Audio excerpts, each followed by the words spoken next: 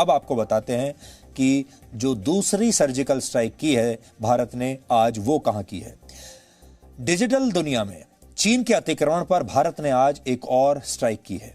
भारत ने चीन के 118 मोबाइल फोन एप्लीकेशंस पर आज प्रतिबंध लगा दिया। जिन ऐप्स पर रोक लगी है उनके नाम आप ध्यान से सुन लीजिए, देख लीजिए, नोट कर लीजिए। हो सकता है इनमें से बहुत सारे ऐप्स आप भी इस्तेमाल करते हो। इनमें PUBG, super cleaner, hide app और वी चैट जैसे ऐप शामिल हैं। ज्यादातर ऐप्स ऐसे हैं जिन्हें भारत में लाखों करोड़ों की संख्या में लोग इस्तेमाल करते हैं। हाल ही में सीमा पर जिस तरह से भारत और चीन के रिश्ते बिगड़े हैं, उसके बाद से ये चीन के खिलाफ भारत की सबसे बड़ी कार्रवाई है। चाइनीज ऐप्स को बैन करने की ये तीसरी किश्त है। इससे पहले इसी वर्ष जून में भारत ने पहले 59 ऐप्स बैन किए थे, फिर जुलाई में 47 और ऐप्स पर पाबंदी लगा दी गई और अब भारत में चीन के कुल 224 ऐप्स बैन किए जा चुके हैं। आज भारत ने चीन के जिन 118 ऐप्स को बैन किया है, उनकी पूरी लिस्ट आप डीएनए देखते देखते यहां नोट कर सकते हैं। आपकी स्क्रीन पर आती रहेगी, ताकि अगर आप इनमें से किसी ऐप का इस्तेमाल करते हैं तो अब आप इन्हें फौरन डिलीट कर दीजिए अपने फोन से। भारत सरकार के अनुसार ये तमाम ऐप्स देश की सुरक्षा के लिए खतरा बन चुके थे। इनसे भारत के करोड़ों यूजर्स का गोपनीय डेटा, आपका डेटा लगातार देश से बाहर जा रहा था बिना आपको बताए। विशेषज्ञों का मानना है कि अगर चीन से रिश्ते नहीं बिगड़ते तब भी इन ऐप्स को भारत में ऑपरेट करने की इजाजत नहीं दी जानी चाहिए थी। एक आंकलन के मुताबिक चीन के ये ऐप्स दुनिया भर से जो कमाई करते हैं उसका औसतन 30 से 40% हिस्सा भारत से आता है, यानी आप लोगों की जेब से आता है। उदाहरण के लिए पबजी के दुनिया भर में 56 करोड़ यूजर्स हैं, जिनमें से 17 करोड़ अकेले भारत में है, यानी पबजी इस्तेमाल करने वाला हर तीसरा व्यक्ति भारतीय है। पबजी ने इस साल जुलाई तक दुनिया भर में 22,000 करोड़ रुपए से ज्यादा का बिजनेस किया था और इसमें भारत के यूजर्स का एक बहुत बड़ा हिस्सा है। यह सिर्फ भारत में चाइनीज ऐप्स की कमाई का एक छोटा सा उदाहरण है, लेकिन अगर भारत के बाजार से चीन के इन ऐप्स की विदाई हो जाने के बाद भारत से हजारों करोड़ रुपए कमाने का चीन का यह सपना अधूरा रह जाएगा। चीन के कानून के मुताबिक सभी कंपनियों को वहां की सरकार के साथ अपना पूरा डेटा शेयर करना होता है, यानी आपका प्राइवेट डेटा चीन की सरकार के हाथ भी लग सकता है जब चाहे तब। और जैसा कि हम पहले आपको कई बार बता चुके हैं, आने वाले जमाने में वही देश दुनिया का सबसे शक्तिशाली देश बन पाएगा जिसके पास सबसे ज्यादा डेटा होगा। अब युद्ध जीतने के लिए परमाणु बम या मिसाइलों की जरूरत नहीं है, बल्कि सिर्फ आपके डेटा का इस्तेमाल करके भी कोई देश किसी दूसरे देश को घुटने टेकने पर मजबूर कर सकता है। भारत के मोबाइल ऐप मार्केट में चाइनीज ऐप्स की घुसपैठ पिछले कुछ वर्षों में बहुत बढ़ गई थी। इसके बारे में आज हम आपको विस्तार से बताते हैं। मोबाइल ऐप डाउनलोड्स के मामले में वर्ष 2017 में टॉप 100 ऐप्स में से, यानी जो टॉप 100 ऐप्स थे उनमें से सिर्फ 18 चाइनीज ऐप थे 2017 में। अगले साल यानी 2018 में टॉप 100 ऐप्स में चाइनीज ऐप्स की संख्या बढ़कर 44 हो गई। हालांकि इस वर्ष 224 चाइनीज ऐप्स पर बैन लगने के बाद इन आंकड़ों में अब बदलाव आ जाएगा। भारत में सबसे लोकप्रिय चाइनीज ऐप्स में पबजी भी शामिल है और हो सकता है आपके परिवार में भी, आपके जानने वालों में भी बहुत सारे युवा और बच्चे ऐसे होंगे जो पबजी का इस्तेमाल करते होंगे। मोबाइल फोन पर पबजी जैसा गेम खेलने वाले भारतीय लोगों की संख्या 17 करोड़ से ज्यादा है। इस बात की पूरी संभावना है कि आप या आपके परिवार का कोई ना कोई सदस्य पबजी तो जरूर खेलता ही होगा, लेकिन अब इस पर प्रतिबंध लग गया है। इसे आप डिलीट कर दीजिए। और आपको गेमिंग की लत लगाने वाला पबजी भी एक चाइनीज कंपनी टेंसेंट और एक और South Korean company Bluehole द्वारा संचालित है। चीन के सोशल मीडिया ऐप टेंटेन पर भी अब प्रतिबंध लग गया है। वर्ष 2021 तक भारत में इस ऐप के यूजर्स की संख्या 20 करोड़ होने की संभावना थी और यह ऐप एक चाइनीज कंपनी मोमो का है। सुपर क्लीनर ऐप का इस्तेमाल भी भारत में बहुत होता था। यह ऐप आपके मोबाइल फोन की स्पीड बढ़ाने का दावा करता है। भारत में 9 करोड़ से ज्यादा लोग इसका इस्तेमाल करते हैं। इस ऐप पर भी प्रतिबंध लग गया है। इसी तरह यू डिक्शनरी अंग्रेजी शब्दों का मतलब बताने वाला एक बहुत ही लोकप्रिय ऐप है। यह ऐप भारत की 15 भाषाओं में काम करता है। भारत में इसके 6 करोड़ यूजर्स हैं और इस पर भी अब प्रतिबंध लग गया है।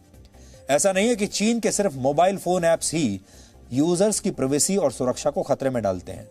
बहुत सारी रिपोर्ट्स ऐसी हैं जो ये बताती हैं कि made in China mobile phones के जरिए भी चीन लोगों की जासूसी करता है।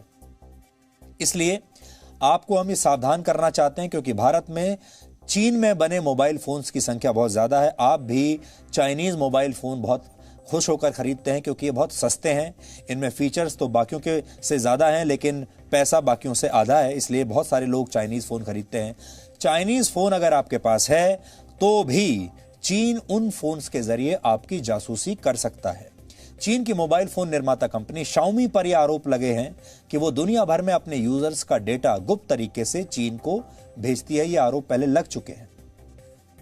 118 ऐप्स को बैन किया है, तो ये जो बैनिंग ऑर्डर है, ब्लॉकिंग ऑर्डर, वो सेक्शन 69A के तहत भारत की सूचना प्रौद्योगिकी एक्ट के तहत पास किए गए हैं, क्योंकि सरकार के अनुसार ये जो मोबाइल ऐप्स हैं कहीं ना कहीं भारत की प्रभुता, अखंडता, सुरक्षा पर नकारात्मक प्रतिकूल प्रभाव रखते हैं।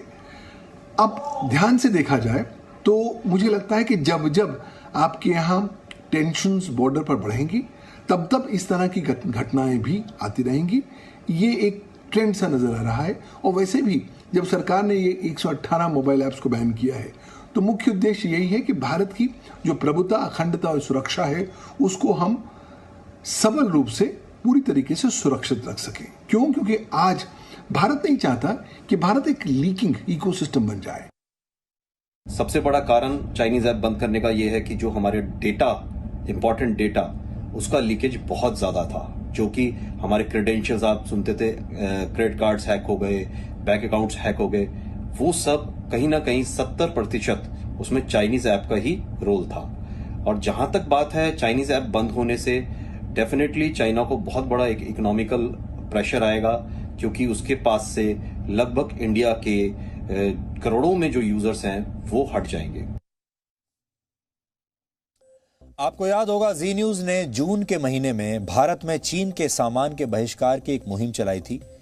लगभग 1.5 महीने में जी न्यूज की इस मेड इन इंडिया मुहिम से 1 करोड़ से ज्यादा लोग मिस्ड कॉल देकर जुड़े थे। आप लोगों ने बहुत समर्थन दिया था और उसके बाद से ही चीनी सामान के खिलाफ जो एक पूरा माहौल बना है, ये उसके बाद ही बना है, क्योंकि भारतीय लोगों ने दुनिया को अपनी शक्ति का एहसास करा दिया। भारत के लिए ये एक बहुत बड़ा, सुनहरा और शानदार मौका है। ये टेक्नोलॉजी के मामले में एक तरह का नया राष्ट्रवाद है। आप राष्ट्रवाद आजकल बहुत सुनते होंगे, राष्ट्रवाद शब्द, अंग्रेजी में इसे नेशनलिज्म भी कहते हैं। राष्ट्रवाद अब ये एक अलग तरह का राष्ट्रवाद आज से शुरू हो रहा है। इसे आप टेक्नोलॉजी का राष्ट्रवाद भी कह सकते हैं।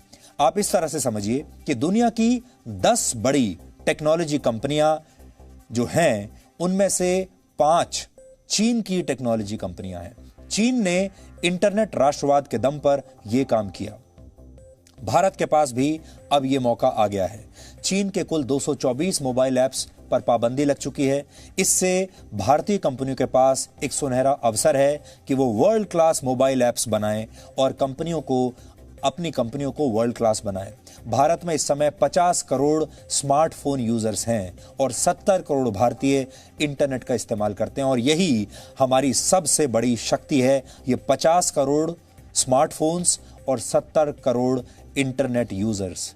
अगर इस बाजार पर भारत की कंपनियों का अगर एक अधिकार आ जाए, भारत की कंपनियों को यह बाजार मिल जाए, तो भारत एक सुपर पावर बन सकता है और भारत पूरी दुनिया को अपनी ताकत दिखा सकता है। किसी भी संस्कृति के प्रचार प्रसार के लिए मीडिया एक बहुत बड़ा माध्यम होता है, क्योंकि मीडिया में जो कुछ आप देखते हैं, जो सुनते हैं, उसका आपके दिमाग पर सबसे ज्यादा असर पड़ता है। आप अपनी राय वही सारी चीजों को देखने के बाद बनाते हैं। मोबाइल गेम्स, मोबाइल ऐप्स प्रचार का बहुत सशक्त माध्यम आजकल बन गए हैं। इससे पहले अगर आपको याद होगा तो फिल्मों का असर आपके दिमाग पर बहुत होता था। टेलीविजन पर जो आप मनोरंजक कार्यक्रम देखते हैं, उसका असर भी आपके दिमाग पर बहुत होता है।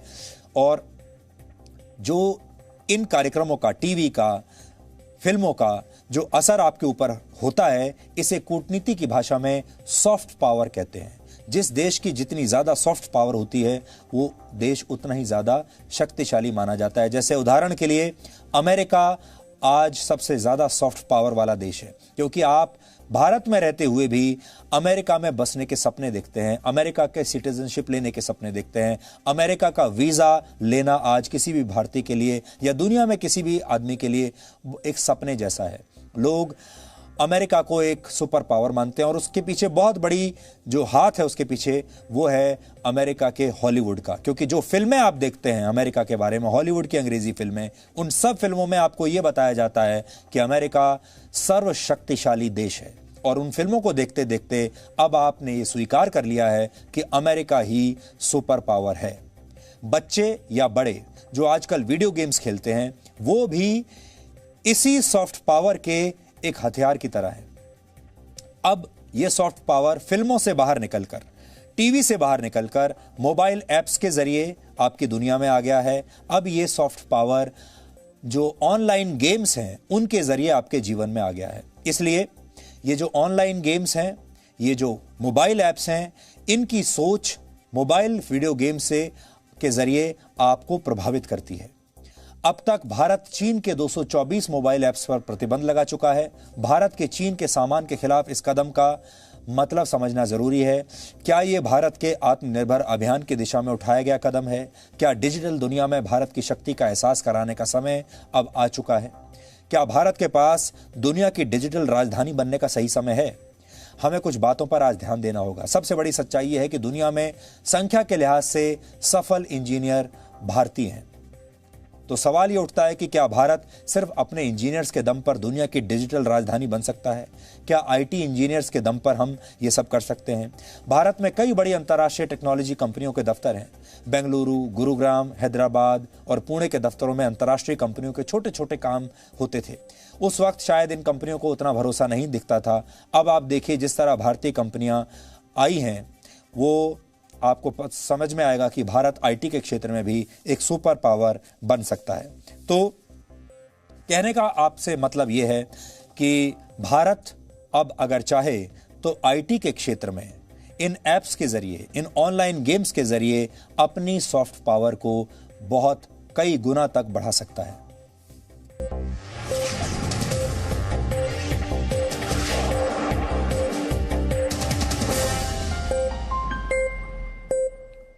Presenting V News app, available on Google Play and App Store. Download it now.